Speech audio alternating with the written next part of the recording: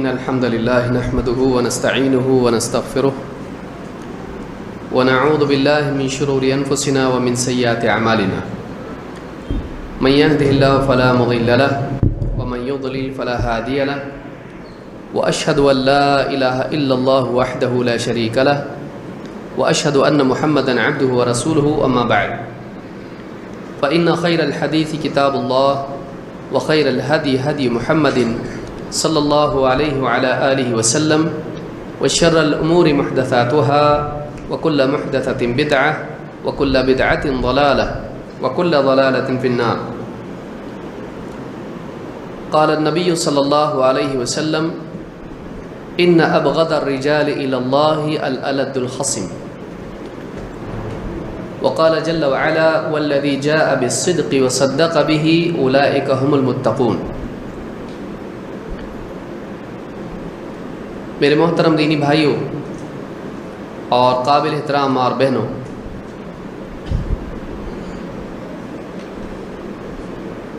کامیاب اور سعادت مند انسان وہ ہے جس کے سامنے حق آئے، سچائی آئے، اللہ اور اس کے رسول صلی اللہ علیہ وسلم کی طرف سے آنے والا علم اس تک پہنچے اور بغیر کسی مخالفت کے وہ اس بات کو قبول کر لے، اللہ کی بات اس کے سامنے آئے، قرآن کی بات اس کے سامنے آئے، اس کو مان لے، نبی کریم صلی اللہ علیہ وسلم کی کوئی صحیح حدیث اس کے سامنے آئے، اس کو قبول کر لے. کامیابی اسی میں ہے کہ حق کو مان لے. لیکن ناکامی کہاں ہے؟ ناکامی انسان کی اس میں ہے کہ وہ سچائی کو ماننے کی بجائے اس کی مخالفت کرے، اس کے ساتھ اختلاف کرے، اللہ اور اس کے رسول کی بات، حق بات سامنے آنے کے باوجود اس کی مخالفت کرے، اور مخالفت اس درجے کی ہو کہ وہ حجت اور مباحثے اور لڑنے کے لیے بھی تیار ہو جائے. یہاں سے انسان کی ناکامی اور بربادی شروع ہوتی ہے، بلکہ یہ خود اپنی ذات میں ایک مصیبت، بربادی، ہلاکت اور گمراہی ہے. لہٰذا اللہ رب العالمین نے قرآن کریم میں فرمایا والذی جاء بالصدق وصدق به اولئک هم المتقون.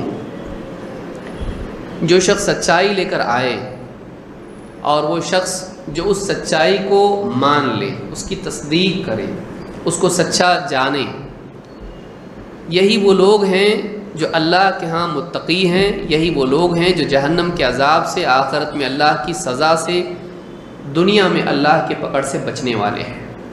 بچنا انہی کے لیے مقدر ہے. لیکن جو لوگ سچائی کو قبول نہ کریں، ایسے لوگ اللہ تعالیٰ کے نزدیک گمراہ ہیں، سزا کے حقدار ہیں.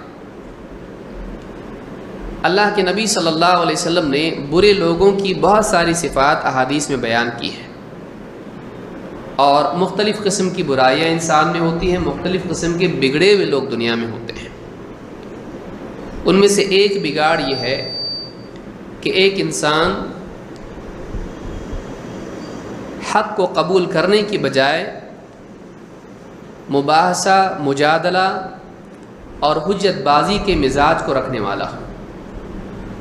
اللہ کے نبی صلی اللہ علیہ وسلم فرماتے ہیں ان ابغض الرجال الی اللہ الالد الخصم. امام البخاری اور امام مسلم دونوں نے اس حدیث کو نقل کیا ہے. لوگوں میں سب سے زیادہ مبغوض انسان، مبغوض جس سے اللہ کو نفرت ہے، اللہ بالکل پسند نہیں کرتا ہے. ان ابغض الرجال الی اللہ الالد الخصم. الالد ضدی، الخصم جھگڑالو. سب سے زیادہ نفرت اللہ تعالیٰ کو جس بندے سے ہے، اس میں دو چیزیں حدیث میں بتائی گئی ہیں. اللہ تعالیٰ ہم سب کو ان دو چیزوں سے محفوظ رکھے. الالد الخصم. الالد کس کو کہتے ہیں؟ جو ضدی ہو، اور جو ہمیشہ دوسری جانب اختیار کرتا ہو۔ امام النووی رحمۃ اللہ علیہ فرماتے ہیں الالد کا لفظ آیا ہے لدید الوادی سے۔ آپ جانتے ہیں کہ پہاڑوں کے درمیان میں جگہ ہوتی ہے، یہاں بھی پہاڑ وہاں بھی پہاڑ، اور درمیان میں وادی ہوتی ہے۔ یہ درمیان میں جو ہے کبھی ندی ہوتی ہے، کبھی کچھ نہر ہوتی، کبھی کچھ اور ہوتا ہے۔ اس کو چینج کریں آپ۔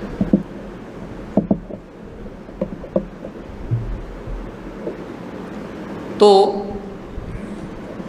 پہاڑ یعنی دونوں جانبین جو ہوتی ہیں اس کو یعنی وادی کی دو جانبیں ہوتی ہیں، تو اس پر سے لفظ بنا ہوا ہے۔ کیا مطلب ہے الالد کے؟ آپ اگر ایک بات کہیں وہ دوسری کہتا ہے۔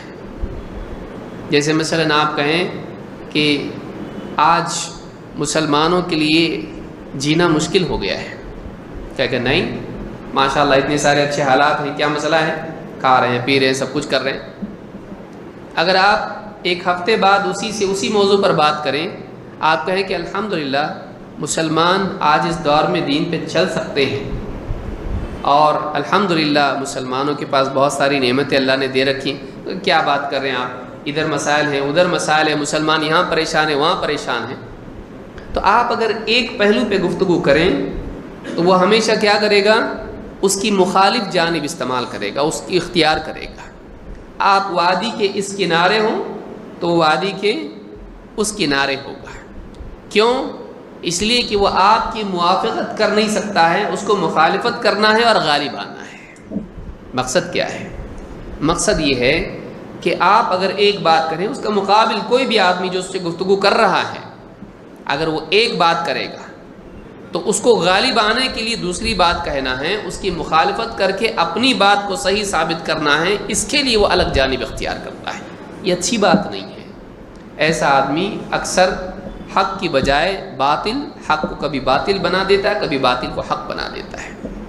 الالد ایسا آدمی جو ضد میں آ کر ہمیشہ دوسری جانب اختیار کرتا ہو۔ اللہ کو ایسا آدمی پسند نہیں۔ اللہ کو ایسا انسان پسند ہے کہ جو صحیح بات کو مان لے چاہے اس کے خلاف۔ اور الخصم کہتے ہیں اس انسان کو جو بڑا جھگڑالو ہو، جس کو حجت کے سارے طریقے آتے ہیں، جو بحث اور مباحثے میں ایکسپرٹ ہو۔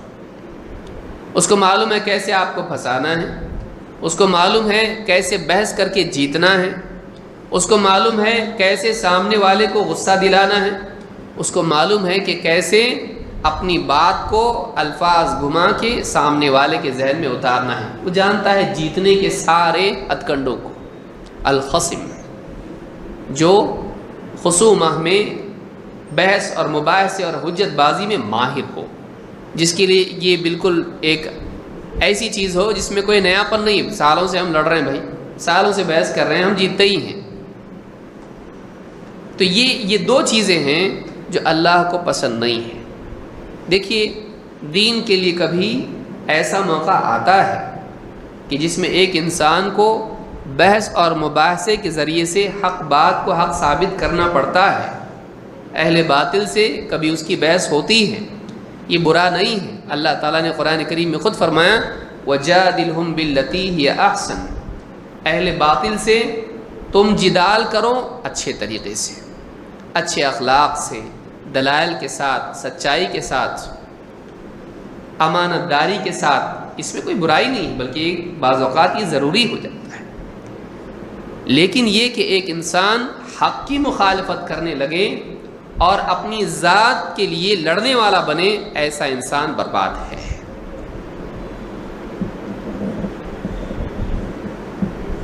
کیا ہو گیا بھائی؟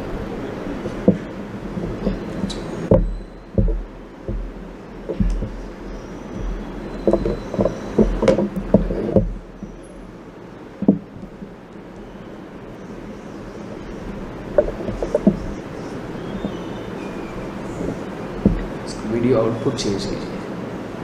آگے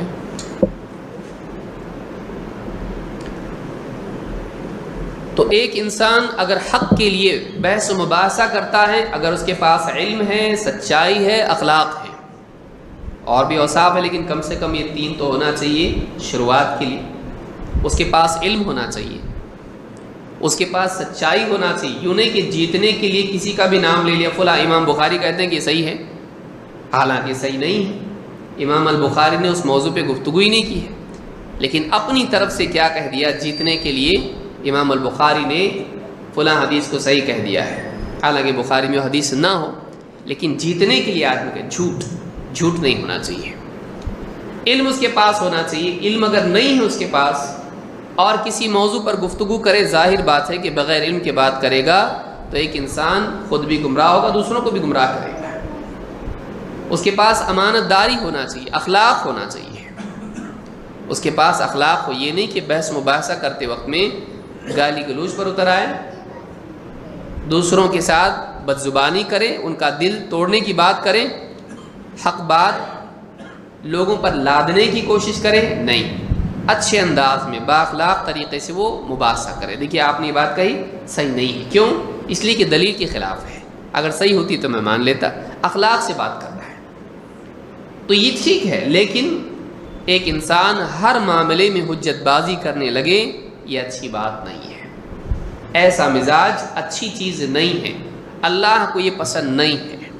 اسی لیے کہا ان ابغض الرجال الی اللہ الالد الخصم، کہ اللہ کے نزدیک سب سے زیادہ ناپسندیدہ انسان ابغض الرجال، ابغض جس سے بغض ہے، اللہ کو نفرت ہے، کون ہے؟ الالد الخصم، ضدی، ہمیشہ دوسری جانب اختیار کرنے والا، اور خصم جھگڑالو، اللہ کو پسند نہیں ہے۔